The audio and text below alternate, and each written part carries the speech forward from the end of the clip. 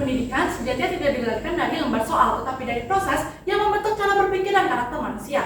Om Swastiastu, Assalamualaikum warahmatullahi wabarakatuh. Shalom, namo buddhaya, salam harmoni. Dewan juri yang terhormat, izinkan saya untuk memperkenalkan diri. Nama saya Nima Devi Setia Putri Lestari. Di sini saya sebagai bicara pertama dari tim oposisi yang menyatakan dengan tegas bahwasannya kami tidak setuju terhadap mosi perdebatan pada kali ini, yakni pemberlakuan ujian nasional kembali dinilai lebih efektif untuk meningkatkan kualitas pendidikan. Untuk itu, kami mengangkat dan menjabarkan definisi berdasarkan 3 kata kunci. Yang pertama, ujian nasional. Menurut Peraturan Menteri Pendidikan dan Kebudayaan Republik Indonesia Nomor 4 Tahun 2018, ujian nasional merupakan kegiatan pengukuran dan penilaian pencapaian kompetensi peserta didik secara nasional pada jenjang pendidikan dasar dan menengah. Dalam hal ini, ujian nasional menjadi bentuk evaluasi pendidikan berskala nasional secara serentak dan mengukur acuan belajar siswa sesuai standar kompetensi lulusan. Yang kedua, efektif. Menurut KBBI, kata efektif berarti mampu membawa hasil atau berhasil guna mencapai tujuan yang tepat.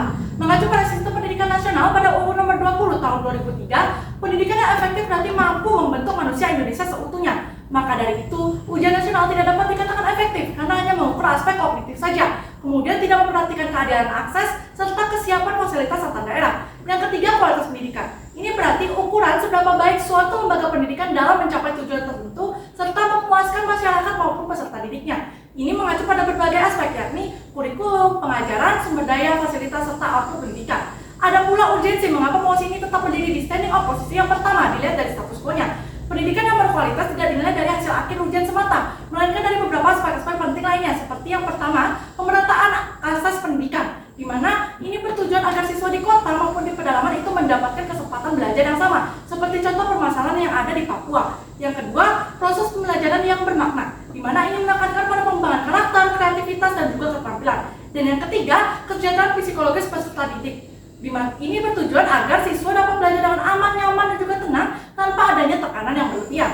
Ada pula urgensi dilihat dari stakeholder, di mana guru dan pemerintah tentunya memiliki peran yang sangat krusial untuk mencapai tujuan ini. Dari segi pemerintah kita lihat bahwasannya yang pertama, pemerintah membangun infrastruktur sekolah di daerah pedalaman. Yang kedua, pemerintah menjamin kehadiran guru-guru berkualitas di pedesaan. Dan yang ketiga, pemerintah menyalurkan beasiswa bagi siswa dari keluarga yang kurang mampu untuk menyetarakan akses pendidikan. Adapun dari segi guru, di mana guru tidak hanya berperan sebagai pengajar, melainkan juga pengembang karakter peserta didiknya.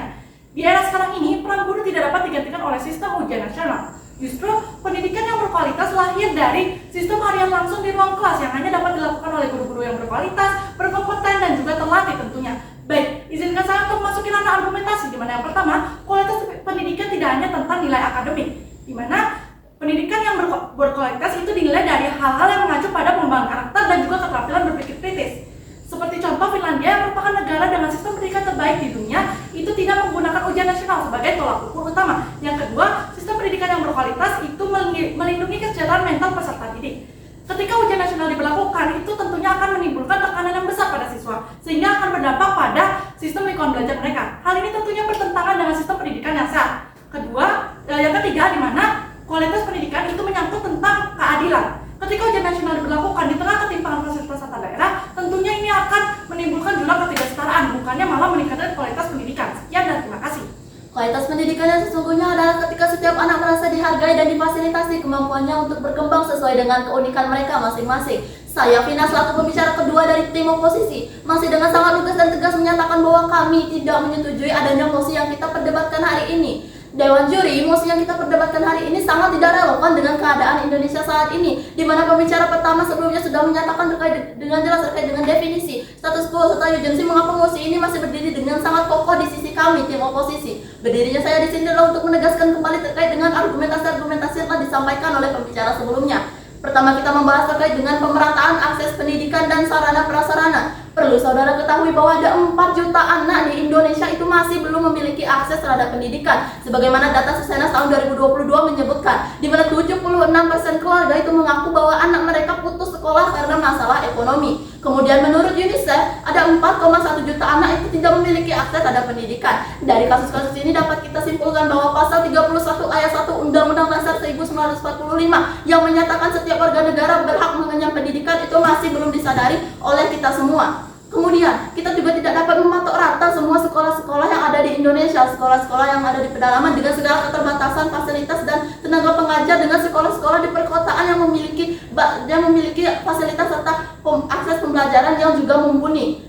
Sementara kita ketahui bahwa saat ujian nasional dilaksanakan, semua tuntutan, tekanan, serta pemateri yang diajarkan itu sama untuk seluruh sekolah di Indonesia, sehingga sudah menjadi hak untuk semua anak mendapatkan fasilitas serta pengajar yang juga memadai. Sebagaimana sila kelima Pancasila menyebutkan keadilan sosial bagi seluruh rakyat Indonesia. Berbicara tentang sekolah-sekolah di pedalaman, mari kita lihat saudara-saudara kita yang ada di Papua sana. Di sana ribuan desa dengan fasilitas dasar masih tidak memenuhi SPM, saudara, di mana fasilitas jalan dan transportasi masih tidak memungkinkan untuk diadakannya kegiatan belajar mengajar, di mana akses saja sudah sesusah itu untuk melaksanakan pembelajaran jarak jauh pun juga tidak memungkinkan. Mengapa demikian? Karena di Papua tidak semua keluarga memiliki akses terhadap teknologi digital dan juga internet, saudara, di mana saat pandemi ada 54% dari 608.000 siswa itu tetap tidak bisa mengenyam pendidikan karena keterbatasan fasilitas tersebut.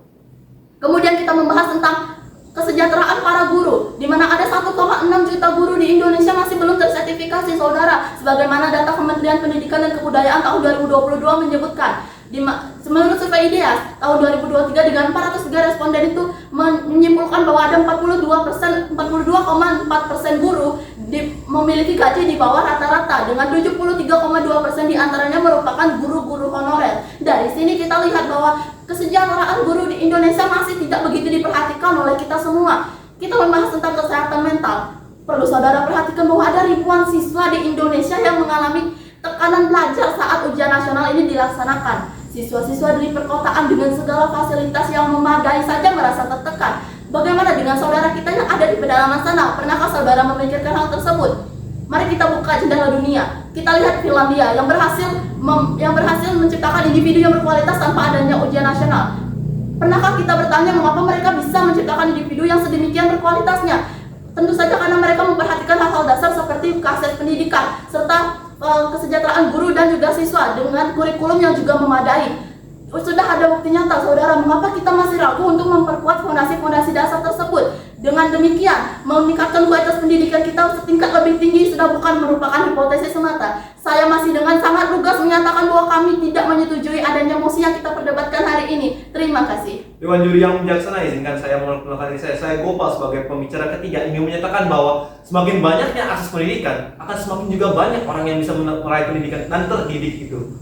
Maka dari itu ada baiknya kita memperbanyak akses pendidikan kita, dan tentunya juga diiringi dengan guru-guru yang kompeten seperti Pak Yohanes sendiri di Papua. Bahkan Pak Yohanes tersebut mengambil siswa-siswa paling bodoh di posok-posok tersebut dan berhasil membuat mereka menjadi siswa yang pintar sampai meraih medali olimpiade di internasional, saudara-saudara. Maka dari itu ada baiknya kita bisa mensejahterakan guru-guru ini, karena guru-guru inilah insinyur kehidupan yang membentuk karakter siswa-siswa dan mampu membentuk mereka untuk meraih potensi sepenuhnya. Maka dari itu ada baiknya kita juga membuka peta dunia ini sendiri, saudara. Jika kita membuka peta dunia seperti Finlandia sendiri tidak memiliki UN, tapi memiliki rasa percaya terhadap guru-guru mereka. Dengan rasa percaya terhadap guru-guru mereka, guru-guru tersebut mampu membuat mereka berkembang, bukan bertahan. Mampu membuat ruang kelas menjadi ruang eksplorasi, bukan membuat ruang kelas menjadi ruang pelatihan ujian. Kami tidak menolak evaluasi. Evaluasi kami itu adalah evaluasi yang mengabaikan realitas. Kami tidak menolak reformasi, tapi reformasi yang dibungkus oleh formalitas itulah yang kami tolak. Maka dari itu, saudara-saudara, kami sebagai tim oposisi sangat menolak mosi pada pagi hari ini. Sekian, terima kasih. Baik, izinkan saya untuk menyampaikan kesimpulan di mana kami percaya bahwasanya pendidikan yang berkualitas tidak lahir dari tekanan ujian nasional, melainkan dari sistem yang menghargai proses, karakter, serta keadilan akses belajar. Kami juga menyadari pentingnya evaluasi yang adil dan juga terstandar untuk menjaga mutu pendidikan secara menyeluruh. Oleh karena itu, solusi terbaik dengan mempertimbangkan aspek-aspek dasar pendidikan seperti menjaga sistem penilaian yang holistik, adaptif, dan juga kontekstual. Hal ini dengan dilatar belakangi dengan mempertimbangkan latar belakang siswa dan juga mempercayai guru sebagai penilai utama, serta mendorong sistem pertumbuhan, sistem pembelajaran yang sehat dan juga sistem pembelajaran yang inklusif di seluruh Indonesia. Sekian dan terima kasih.